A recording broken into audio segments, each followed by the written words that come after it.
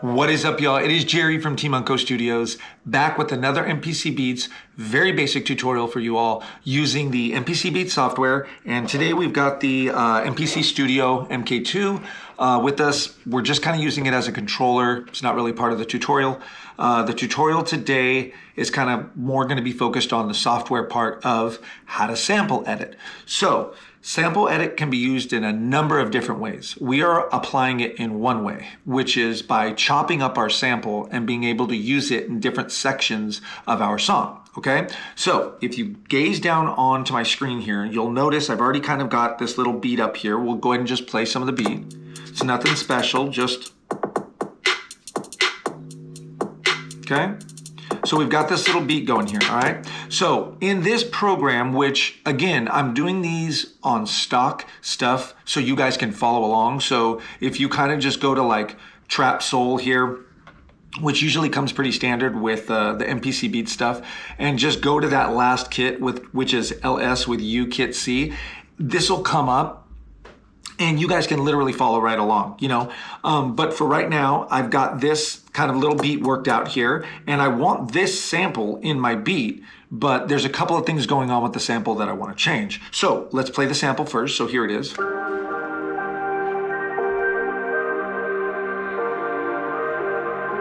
And it's a cool sample. I like the way that it sounds.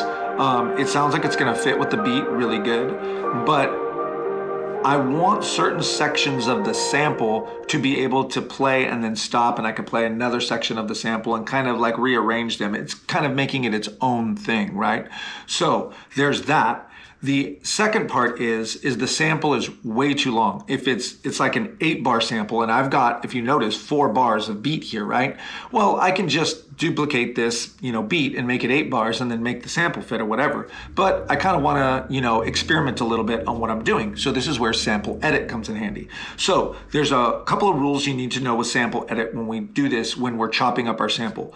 Thing number one is you want to make sure that your sample that you're working on is highlighted. If you notice this little highlight guy here, okay? So if I go up to vocal here and I go to my sample edit, this vocal will now be here, okay? But I don't want to splice this vocal. I want to splice the sample. So I want to make sure that I am highlighting what I'm working on, because we are going to be working on this individually and then taking it out of this program, making a new program with what we have spliced up and put them on pads, okay? I know it sounds a little confusing, but we're going to walk through this, okay?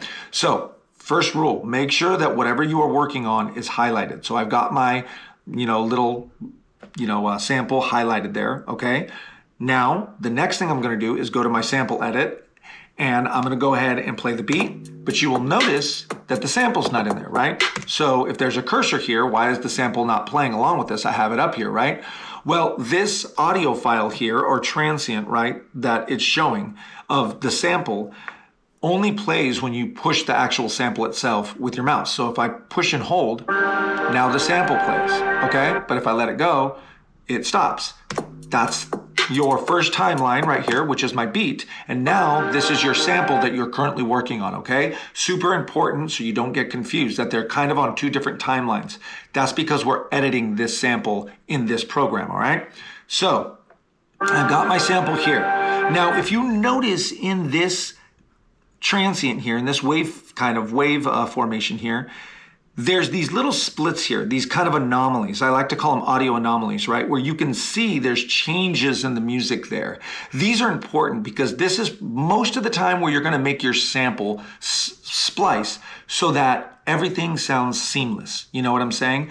So without, you know, explaining it anymore, let's just go ahead and jump into this. So what I'm gonna do to start splicing this, the kind of second rule you're going to want to follow here is to make sure that on your menu right here, and I can kind of give a zoom in, this little menu guy, we need to make sure that we are on chop right there, okay? Super important, all right? We're not trimming the sample, which we could easily do if I just take this guy and just put him way over here, right?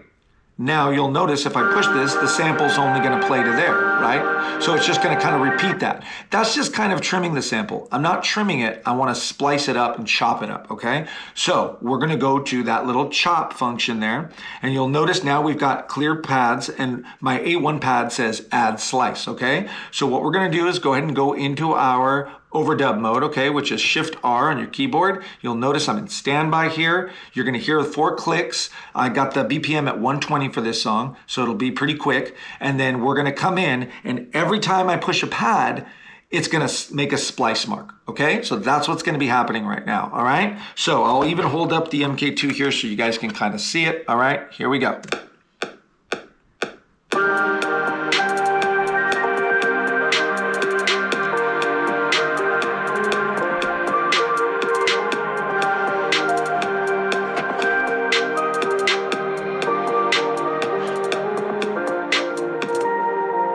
Okay, so a couple of things happened there. You noticed that the beat and the sample kind of might have went out of sync a little bit there. That's okay. We're gonna adjust that. You know, we're gonna kind of adjust that so that we can get them back in sync as the sample is playing with the beat, okay? The second thing you notice is I left this last part here blank. And the reason why I left it blank is because it's just a repeat of this first start, right? It's like an 8-bar kind of little sample here, but the first 4 bars and the last 4 bars are pretty much the exact same thing.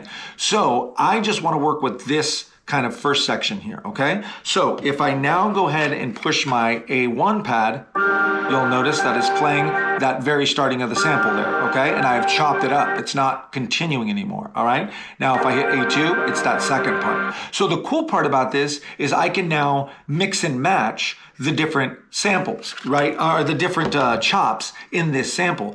But first, what I want to do is make sure that each one of these is kind of playing to the beat, you know? It's in time. So what I'm going to do is I'm going to go ahead and play the beat, and then I'm going to go ahead and play these pads with the beat. So that sounds like it's pretty good in time. That sounds pretty good. It might stop a little bit early. So if you notice there, there's a little bit of space, and you see that little, like I said, audio anomaly there, right? You kind of just move this guy over there, and now that should stop more close to the beat there. So you also notice here, if I zoom in, it's just off of this shelf here, this kind of little audio anomaly here, right? Okay, so now, see, and you can literally just repeat this, right?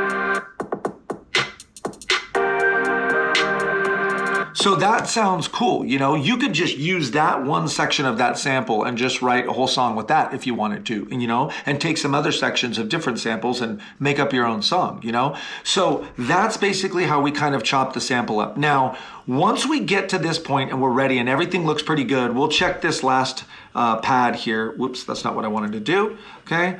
We'll check kind of this last pad here.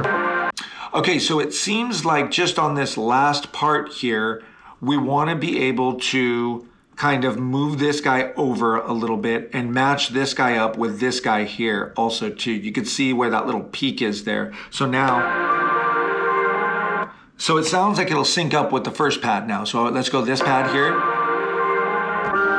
So that sounds pretty cool. It sounds like they sync up together, okay? So now let's go ahead and take these pads here and we're gonna put them into its own program and we are gonna kind of add it to the song. Now, there's a couple of different things and rules you have to understand about this. Rule number 1 is that when we're ready to take this out of here, we gotta make sure that if I go back home here, okay, we wanna make sure that this kit right here, this with you kit stays in this program, okay? That's thing number 1, because that's what we're using for this MIDI information. The second thing is open a second track, okay? So those are the 2 things we want to remember. Make sure that that pack, because you notice I opened another track, but this thing is still here, right? Well, if I go back to track 1 now, and now I go back to my sample edit, I'm gonna, oops, let's go back here. I'm not on my, okay, I'm not on my, there we go. Let's get on my sample. Okay, so there's the sample that I'm working on. So if I go now to sample edit, and now I want these chops on a new program, right? I'm gonna come down to my window here and I'm gonna go to new program. Okay, so if everybody can see where I'm at, I'm here at this little section where it says non-destructive convert, and I'm gonna go new program. And this little window is gonna pop up that says convert or assign slice, and we're gonna go do it. Okay, now that we've done that, we're gonna go ahead and go back home And you will notice if you look at your program window here, where I'm at in your inspector, okay? You open it, there's a new program in there that is now called Lo-Fi Loop Music LS with ULP, okay? So now that we've got this in there, we want to make sure that we put it on a new track, because if we don't, this is what's going to happen. Uh-oh, right? That's our beat. So we want to make sure that our beat is on that original kit, okay? Then we go to our second track, and now we've got our key pads there, and now we can play the beat and we can record our pads over it, okay? So let's go ahead and go into Shift R.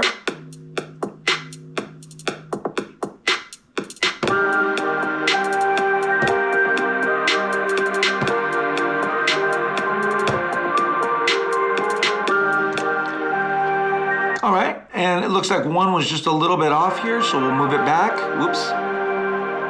Let's go back there. All right, and now let's go ahead and play the final product here.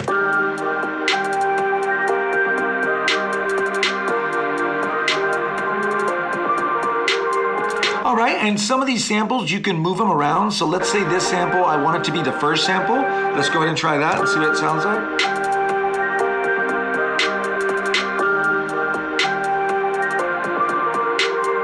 Right? So we've kind of mixed them up now, right? We kind of went that first section of the sample, then we went that second section, and then back to the first section, and then the last section of that. And you can mix and match and do this, and mind you, you can splice it as many times as you want too. So if we just go back to this thing, you can sit here and keep splicing this thing into different ones, and you notice on my pads now, it's got those different markers there, right? And you can just keep going, you know, with the creativeness that you want on, you know, your sample edit. So anyway, I hope this was helpful. I know this was kind of a little bit of a short, longish video, but I think you guys get the point. If you have any questions or comments about the video, please leave a comment down below. There's some other really quick versions of this on YouTube. I think Andy Mack from MPC Academy, the MPC Beats Academy, gives one that's like a really fast version of this. I just figured I'd, you know, kind of run you guys through a couple of things to try to save you from the frustration of making music, because music should be a happy thing that we do in life. All right. So peace and love from all of us at Team Unco Studios, and we'll see you guys on the next video. All right. Bye.